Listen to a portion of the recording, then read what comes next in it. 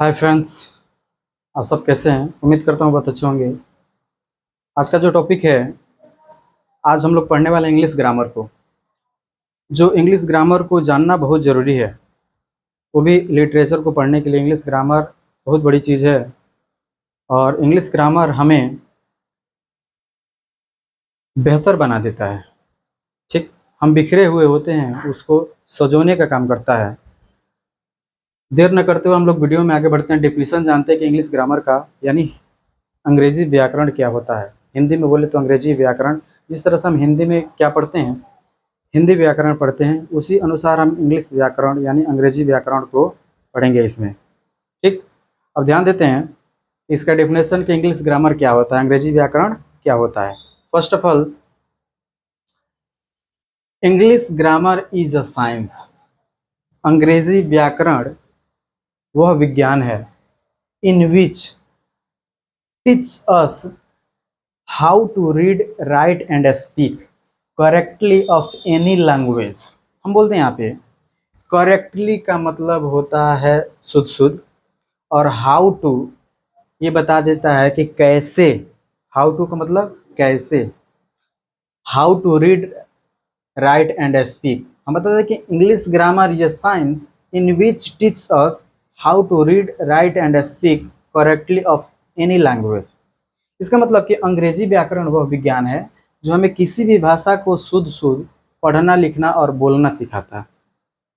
कोई भी भाषा हो, चाहे हिंदी, संस्कृत, भोजपुरी, इंग्लिश, कोई भी है, सब भाषा में ग्रामर व्याकरण का होना बहुत ज़रूरी है। फिर उसको हम अच्छे से सीख पाएंगे। जैसे हमको हिंदी में अच्छे से पकड़ बनाना हो, हिंदी का जो भी शब्द है उसको अच्छे से उसका उच्चारण करना हो, तो हमें व्याकरण की आवश्यकता पड़ती है। ठीक, उसी अनुसार इंग्लिश लैंग्वेज में भी इंग्लिश को अच्छे से समझने के लिए, इंग्लिश लिटरेचर जो साहित्य होता है उसको पढ़ने के लिए, उसके बारे में एक एक बारीकियों को जानने के लिए हमें इंग्लिश ग्रामर की नॉलेज होनी बहुत ज़रूरी है। तो यहाँ पे ध्यान देते हैं। अभी हम क्या देखें कि English grammar is science in which teach us how to read, write and speak correctly of any language. अंग्रेजी व्याकरण वह विज्ञान है जो हमें किसी भी भाषा को शुद्ध शुद्ध पढ़ना, लिखना और बोलना सिखाता है। किसी भी भाषा को, चाहे कोई भी भाषा हो, शुद्ध शुद्ध पढ़ना आ जाए, शुद्ध शुद्ध बोलना आ जाए और शुद्ध शुद्ध लिखना भी आ जाए। इंग्लिश या ग्रामर का यही काम होता है कि शुद्ध शुद्ध वो पढ़ना सिखा देगा, शुद्ध शुद्ध आपको बोलना सिखा देगा और शुद्ध शुद्ध लिखना सिखा देगा। लिखना कैसे है, ये अंग्रेजी व्याकरण या कोई भी व्याकरण बोले, यानी व्याकरण का ही काम होता है आपको शुद्ध शुद्ध अच्छे से लिखना बता दे, उसके बाद शुद्ध शुद्ध पढ़ना बता दे, शुद्ध शुद्ध बोलना बता दे। व्याकरण का ये काम होता है। ठीक, अब यहाँ पे दूसरा डेफिनेशन हम देखते हैं कि English grammar teach us correctly how to read, write and speak. अंग्रेजी व्याकरण हमें शुद्ध शुद्ध पढ़ना, लिखना और बोलना सिखाता है। ये छोटा डेफिनेशन है ये, और थोड़ा बड़ा डेफिनेशन है। ठीक है, इस पे हम चाहें तो इसको भी बोल सकते हैं, ये भी कारगर है, ये भी चलने वाला है और साथ साथ ये भी चलने वाला है। ठीक है, ये बहुत बेहतर है। ये इसको बोले तो आप कहीं भी इसका यूज़ आप कर सकते हैं। समझ में आ रहा है? इसका यूज कहीं भी आप कर सकते हैं। अब हम इसमें पढ़े कि ये व्याकरण जो है हमें किसी भी भाषा को शुद्ध शुद्ध पढ़ना, लिखना और बोलना सिखाता है। अब यहाँ पे कुछ एग्जाम्पल हम दिए हैं कि इसमें लिखे हैं कि जिंदगी, जिंदगी, और इसमें लिखा गया है जिंदगी। ठीक है, इसमें एक नुक्ता लगा हुआ है नीचे, ये जो है इसको राइट बना दे रहा है। इसको हम उच्चारण के अनुसार इसको ये बोलेंगे कि ये है जिंदगी, ये है जिंदगी, तो ये सही है। और यहाँ पे जिंदगी, जिंदगी, जिंदगी, अब ये जिंदगी, जिंदगी, ये रॉन्ग बता रहा है, ये राइट है। ठीक, अब इसका नॉलेज हमें हो गया कि ये नुक्ता ये जब लग जाता है, ये किसी भी अ, अक्षर जो होता है उसके नीचे लग जाए तो उसको थोड़ा जीभों के सहायता से पढ़ा जाता है। हम क्या बोलें कि इसको ज़िंदगी पढ़ेंगे तो इसको पढ़ेंगे ज़िंदगी। ठीक, इसी अनुसार यहाँ पे देखते हैं कि इसमें लिखा है कि आई एम अ स्टूडेंट, यहाँ पे कमा लगा है और यहाँ पे नॉट यू लिखा है कि I am a student not you. हम इसको कैसे पढ़ेंगे ये हमें इंग्लिश ग्रामर बताएगा, ये व्याकरण हमें बताएगा, ग्रामर बताएगा किसको कैसे पढ़ना है। यहाँ पे कमा लग जाने के कारण हमें थोड़ा सा वहाँ पे स्टॉप होना पड़ेगा कुछ सेकंड के लिए, 1 सेकंड आप मान सकते हैं। हम बोले कि I am a student not you. I am a student not you. थोड़ा सांस को हमें ब्रेक देना पड़ेगा वहाँ पे।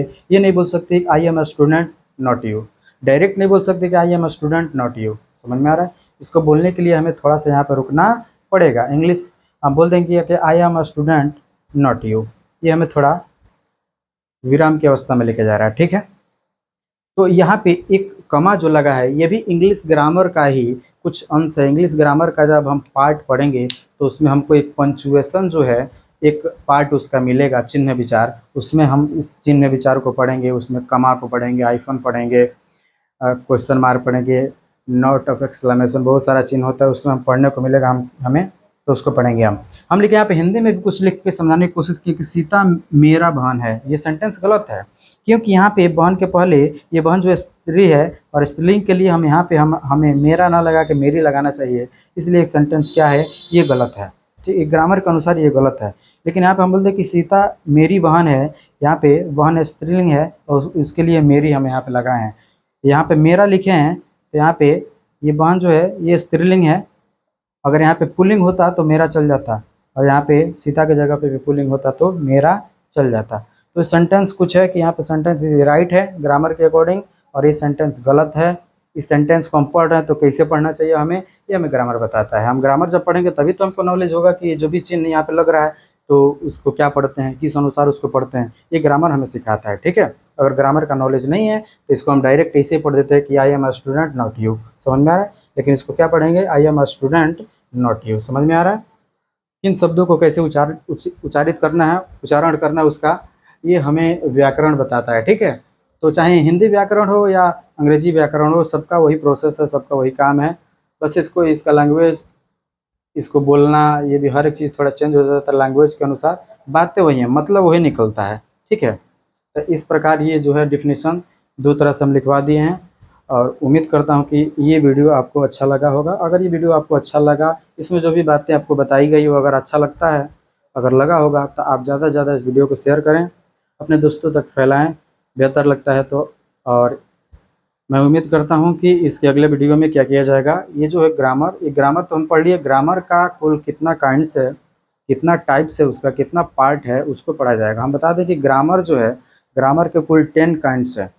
अब 10 प्रकार है उसका, लेकिन ग्रामर का पार्ट पूछे भाग, तो ग्रामर का भाग जो है वो 5 ही है, ठीक है। तो अगले वीडियो में हम लोग ग्रामर के पार्ट को पढ़ेंगे, और उसके साथ साथ ये भी जान लेंगे कि कितने काइंड्स होते हैं। यानी आप समझिए कि ग्रामर 10 प्रकार के होते हैं, इंग्लिश ग्रामर 10 प्रकार के होते हैं, लेकिन इंग्लिश ग्रामर का पार्ट जो होता है वो 5 होता है, ठीक है। पांचों के बारे में हम पढ़ेंगे, ऑर्थोग्राफी, एटिमोलॉजी, सिंटैक्स, पंक्चुएशन, प्रोसोडिंग, ये सभी, ये 5 इसके पार्ट हैं, ठीक है। उसके बारे में हम लोग एक एक पार्ट को डिस्कस करेंगे, अच्छे से पढ़ने की कोशिश करेंगे। आई होप, मैं ऐसा करता हूँ कि ये वीडियो आप सबको पसंद आए, बेहतर लगे, और अगर बेहतर लगता है तो ज़्यादा से ज़्यादा इसको फैलाएं, अपने दोस्तों तक पहुँचाएँ, और फिर मिलते हैं दूसरे वीडियो में। तब तक के लिए थैंक यू।